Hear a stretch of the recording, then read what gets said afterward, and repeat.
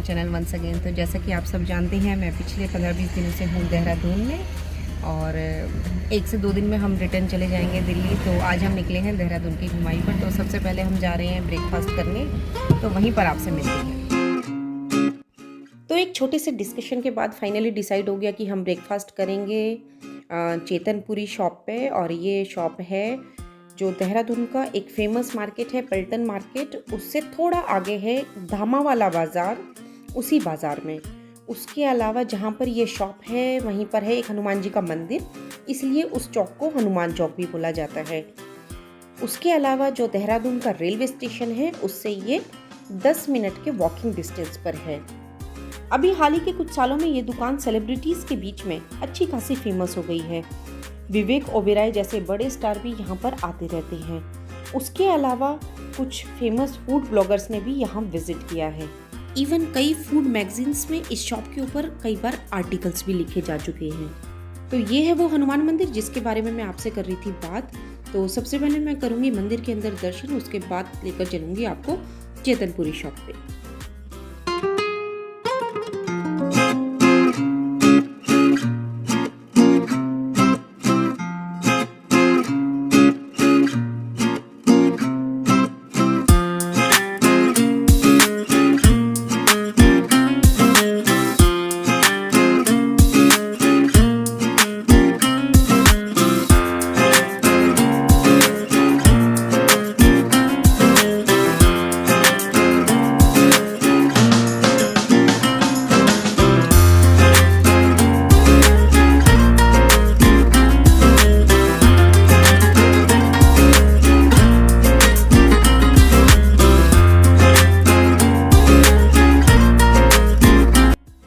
दुकान के 100 मीटर दूर से ही बेड़मी पूरी के फ्राई होने की खुशबू आ जाती है। ऐसा मुझे बताया गया कि लॉकडाउन के टाइम भी यहाँ पर विजिटर्स की भीड़ में कोई ख़ास कमी नहीं आई थी। और ये जो वाइट शर्ट में आप देख रहे हैं बुजुर्ग, यही इस दुकान के ऑनर हैं। दुकान में मैंने देखा कि जितनी भीड़ बैठकर खाने वालों की थी, उतनी ही भीड़ खाना पैक करा के ले जाने वालों की भी थी। यहाँ देसी घी से बने अलग अलग वेराइटीज़ के लड्डू भी काफ़ी फेमस हैं। दुकान के अंदर कैपेसिटी फुल थी तो इसलिए हमें थोड़ा सा वेट करना पड़ा, लेकिन 5 से 7 मिनट में ही हमारा नंबर आ गया।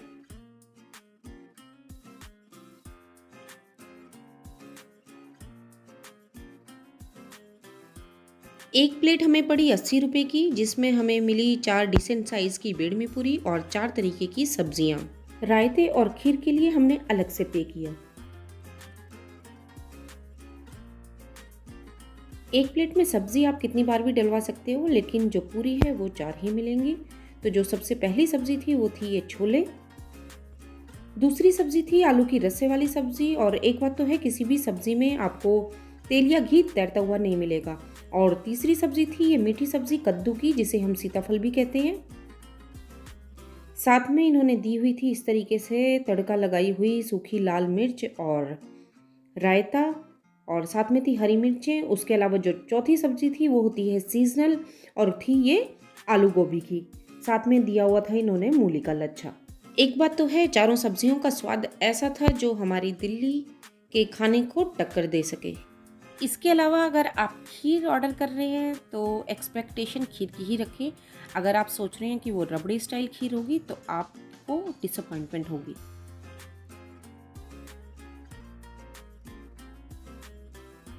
चेतनपुरी शॉप के पास ही गज्जक की एक मशहूर दुकान थी, वहाँ से हमने ली ढेर सारी गज्जक और बहुत सारी वैरायटीज़ थी उस पर गज्जक की, अलग अलग तरीके के लड्डू, अलग अलग तरीके के गज्जक, रेवड़ियाँ वगैरह। तो बस वही हमने लिए और उसके बाद हम निकले टपकेश्वर महादेव मंदिर के लिए। टपकेश्वर महादेव मंदिर देहरादून रेलवे स्टेशन से लगभग 7-8 किलोमीटर की दूरी पर गढ़ी कैंट रोड पर स्थित है। टपकेश्वर मंदिर में एक नेचुरल केव है, यानी कि गुफा, जिसमें एक स्वयंभू शिवलिंग विराजित है। इस शिवलिंग पर नेचुरली पानी की बूंदें ऊपर पत्थरों से टपकती रहती है और इसीलिए इस मंदिर का नाम टपकेश्वर मंदिर पड़ा। इसके अलावा यदि आप मंदिर के आसपास कुछ दिन पीसफुल टाइम बिताना चाहते हैं तो उसके लिए भी यहाँ कई ऑप्शंस हैं, जैसे कि धर्मशाला, गेस्ट हाउसेज और home stays. When compare to Dehradun main city, यहाँ होटल्स के रेट काफ़ी रीजनेबल हैं। इवन खाने की भी कई अच्छे अच्छे ऑप्शंस यहाँ पर अवेलेबल है। देहरादून से टपकेश्वर मंदिर का पूरा रास्ता ही कैंट एरिया से होकर गुजरता है। ऐसा माना जाता है कि जो ये टपकेश्वर मंदिर है, इसका कंस्ट्रक्शन किसी ने कराया नहीं था, बल्कि इसको एज इट इज़ स्वर्ग से नीचे उतारा गया था। उसके अलावा एक और बात, जो मैं शिवलिंग की बात कर रही हूँ कि जो इसमें एक स्वयंभू शिवलिंग है, उसके बारे में भी स्कंद पुराण और केदार खंड में थोड़ा सा उसके बारे में बताया गया है। उसके अलावा एक जो बहुत ही फेमस स्टोरी है इस मंदिर से रिलेटेड, वो भी मैं आप लोगों के साथ शेयर करती हूँ।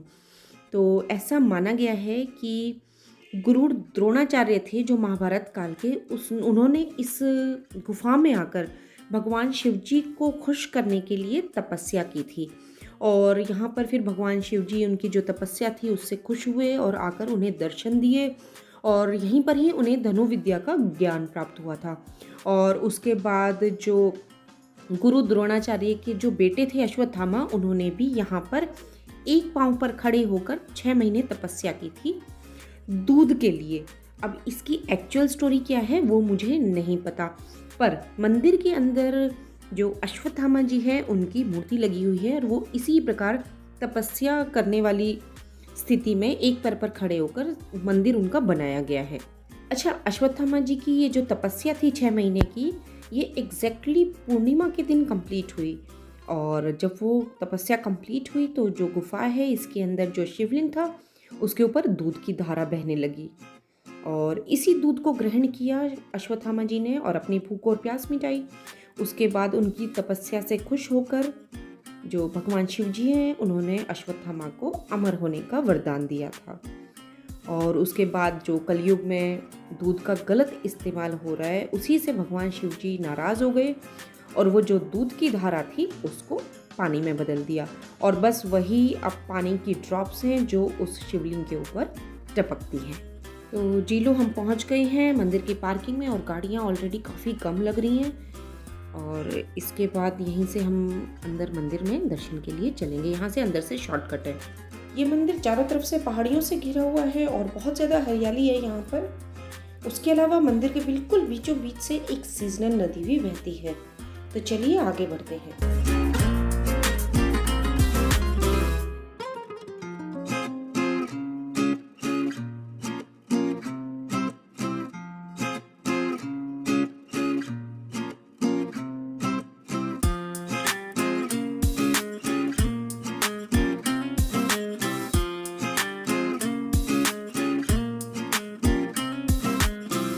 तो ये हम पहुंच गए हैं टपकेश्वर मंदिर के अंदर।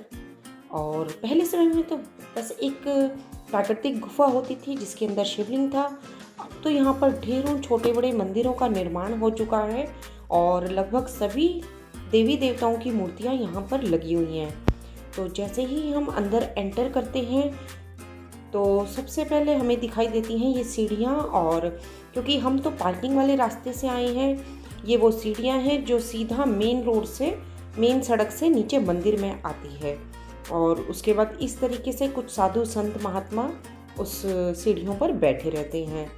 अब चूँकि ये पूरा मंदिर ही पहाड़ काट कर बनाया गया है, तो आपको जगह जगह जो छत है मंदिर में वो नेचुरल पत्थर की ही दिखाई देगी।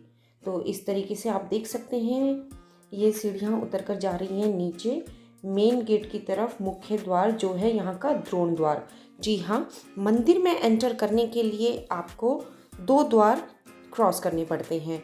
तो सबसे पहले जो हमारी लेफ्ट हैंड साइड में लगी हुई है गुरु द्रोण की एक बड़ी सी प्रतिमा, और आप देख सकते हैं कि जो मंदिर है वो कंप्लीटली जो गुरु द्रोण है उन्हीं को डेडिकेट करते हुए बनाया गया था। तो इसीलिए मंदिर के बिल्कुल एंट्रेंस पर ही गुरु द्रोण का ये छोटा सा मंदिर बनाया गया है, और साथ में सिंबॉलिकली उनकी चरण पादुका भी रखी गई है। उसके अलावा जिन बड़े साधु संत और महात्माओं ने मंदिर में अपनी सेवाएं दी हैं, मंदिर में जगह जगह पर उनकी प्रतिमाएं और तस्वीरें आपको देखने को मिलेंगी। मंदिर का प्रांगण है बहुत बड़ा, बहुत विस्तृत। तो इस एक वीडियो में मैं कंप्लीट टूर नहीं कर पाऊंगी इस मंदिर का, तो इसीलिए मैं इस वीडियो को आगे बढ़ाऊंगी अगले पार्ट में। तो फिर मिलते हैं एक और नए वीडियो के साथ। और अगर आपको ये वीडियो अच्छा लगे तो please do like, share and subscribe to my channel. Goodbye and take care.